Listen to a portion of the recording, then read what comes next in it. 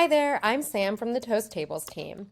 Today, I'll be showcasing how to set up Toast Tables to support Eatertainment concepts like bowling alleys, golf bays, or axe lanes, anything that's not quite a standard restaurant reservation. For this example, we'll use bowling lanes, but the setup applies to any similar concept. In this demonstration, I will showcase a bowling alley that wants to let people book lanes by the hour online, charging a fee of $10 per hour per lane. I will walk through setting up a service area for your concept, configuring your capacity settings, ensuring your new service area is not available for standard reservations, setting up prepayment rules to apply to upfront payment, creating experiences for people to pick their desired booking, and specifying parameters for how people can book. Service areas live in the front of house section of the left navigation in Toast Web. To configure your concept's bookable area, click into POS Table Layout under Service Areas and Tables. In my example, I have created a service area called Bowling Lanes and added my 4 lanes as tables labeled B1 through B4. Then I saved and published my service area. To make my new service area usable in Toast Tables, I navigate to Waitlist and Reservations, and under my General Settings, click into Dining Areas, where I can toggle my new service area on. To set up capacities for your lanes or bays, stay in General Settings and click into Table Capacity and then your new service area. Set each up with the minimum and maximum you'd allow to book at each individual lane or bay.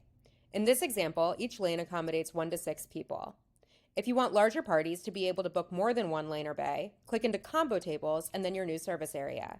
Since each of my lanes accommodates 1 to 6 people, 2 lanes can accommodate 7 to 12, 3 can accommodate 13 to 18, and all 4 can accommodate up to 24. I've set up those combos so any lanes next to each other can accommodate larger groups. If you have lanes or bays that accommodate varying party sizes, that can be configured as well. In a minute, we'll be using the Experiences feature to showcase and book our bowling lanes. So if you already have Toast Tables set up for standard dining reservations, it's important to ensure the new dining area you just set up is not available for regular reservation bookings. To do that, navigate to Schedules, and for each of your shifts within each of your schedules, click into Table Availability and navigate to your new service area. Toggle Availability for this dining area to Not Available. Be sure to do this for each shift within each schedule. As I mentioned previously, my bowling lanes will cost $10 per lane per hour. This will be a prepayment and cover the use of the lanes and shoes. It won't be a deposit that will later go toward their food tab or anything, so this will be a complete transaction at the time of booking. Toast Tables lets you build a library of prepayment rules that you can link to any schedule or experience at any time, with each prepayment rule linked to a menu item, so we'll walk through that process now.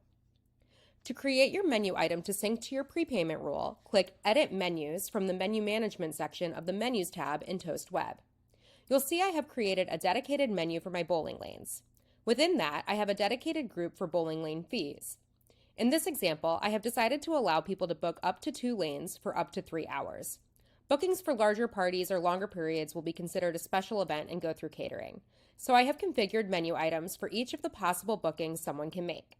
Since I am charging $10 per hour per lane, each item reflects the cost of that booking. 1 lane for 1 hour will be $10, while 2 lanes for 3 hours will be $60, and everything in between. Once I set that up, I save and publish my menu.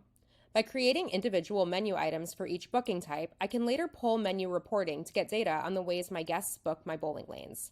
You will want to configure your tax rules on the menu item page as well to reflect the correct tax for booking your experience. Once the menu items are set up, I can start making prepayment rules by navigating back to Waitlist and Reservations and clicking into Prepayments under Payments and Fees in my settings. From there, I click Create a Prepayment Rule. For my prepayment details, I'll enter the name that will appear in my prepayment library, denote whether the payment will be per person or per booking, and dictate how late someone can cancel and receive a refund. Since I charge $10 per lane per hour regardless of party size, I've selected the per booking option and allow people to cancel up to 3 hours in advance. When I scroll down to the item section of my rule, this is where I link the corresponding item in my menu by clicking Add Item. From there, I select the appropriate menu and group from the drop-downs and then the item I want to correspond to the prepayment rule.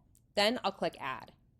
I also have the option to add a service fee if desired, which allows me to add any service charge I have configured in Toast with the dine-in service charge type.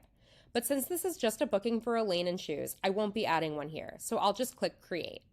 I'll repeat this process for each prepayment rule I want to create for my different booking options, and then I'm ready to start applying my rules to actual experiences. As I mentioned earlier, I'm going to use the Experiences feature to allow my guests to book bowling lanes.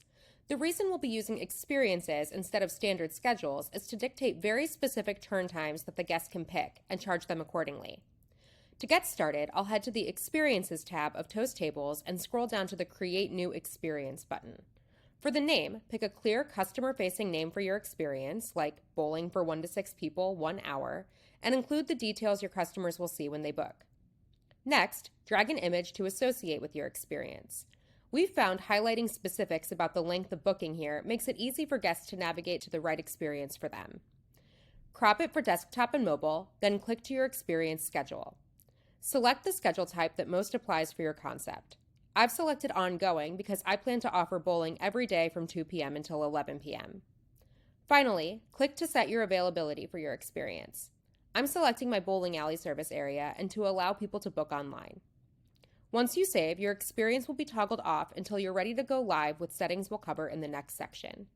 While you can repeat these steps for every booking experience you'll offer, like more lanes or more time, you can also get your first experiences setting just right, and then use the duplicate feature to create your additional experiences quickly and just tweak the differences. Either way works, but to save time, I do recommend configuring your first experience in the ways we'll cover in the next section, and then coming back to duplicate and adjust. Once your experience is saved, you'll be taken to your Experience Settings page, where you can configure your experience's specific parameters. We already set up our details when we made the experience, but we could adjust those here if we wanted to. I'll just move on to online access. On this page, I can set how far in advance someone can book my experience and the party sizes allowed. I'm letting people book right up to their desired time, or up to 120 days in advance, and because this is my experience for 1 lane in 1 hour, I'm letting people book from 1 to 6 people, since that's how many people 1 lane can accommodate. Then, I save and move on to table availability. Because I set up my experience to only apply to my bowling alley, this is already configured correctly, with my bowling lane tables available online and in-house, and my other dining areas not available. But if I wanted to personalize this further, I would do that here. For instance, if I want to make 1 lane unavailable online and saved for walk-ins, I can toggle that specific lane to in-house only. But I'm keeping all of my lanes available online, so I'll just click into my turn times. In the Turn Times tab, I want to click into my bowling lanes service area. Since this is my 1-hour booking experience, all party sizes will have the same turn time, so I'll click this trash can icon until all I have left is parties of 1 or larger. This will still cap at 6 people since I configured that maximum party size in online access. Once I have that down to 1 or larger, I'll set it to 60 minutes and save before clicking into Flow Control.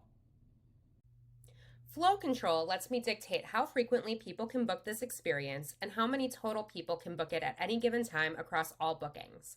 In this example, I'm choosing 60-minute increments to only let people book on the hour. But if I wanted people to be able to book at, say, 3:30, I'd choose 30 minutes to allow people to book on the half hour. For max covers, I'm setting this to 24 so that all 4 of my lanes can book at any given time. If I wanted to stagger my bookings, I could set this to lower to ensure all 4 of my lanes can't book at the same time. But I love being busy, so I'm setting this to the 24 people my lanes can accommodate and then clicking Save before moving on to payments. The Payments tab is where I get to apply that payment rule I made earlier to my experience. So I'll click Add Existing Rule under the Prepayment option. From there, I'll select the correct prepayment rule and click Continue. All of the configurations I set when I made the rule, like cancellation window policy and charge amount, will apply to the experience. Finally, I select my bowling lanes as the correct dining area to apply this prepayment to and click Add. Once all of my experiences are made, either from scratch or by duplicating and adjusting, I can check that all of my settings look correct from the right panel of the Experiences view and toggle each experience on. Once all of my experiences are toggled on, my Experiences page on Toast Tables will list all of my experience options for guests to pick from, clearly calling out their options. Each of these experiences has a unique URL that I can include on my website and marketing materials as well. When a customer clicks the experience they want to book, they can choose their desired date, time, and party size and easily see how much the booking will cost. After selecting their desired time and entering their personal details, they'll be taken to their checkout page, where they will see their final total with taxes and service charges, view the cancellation and refund policy, and be prompted to add their payment details and checkout.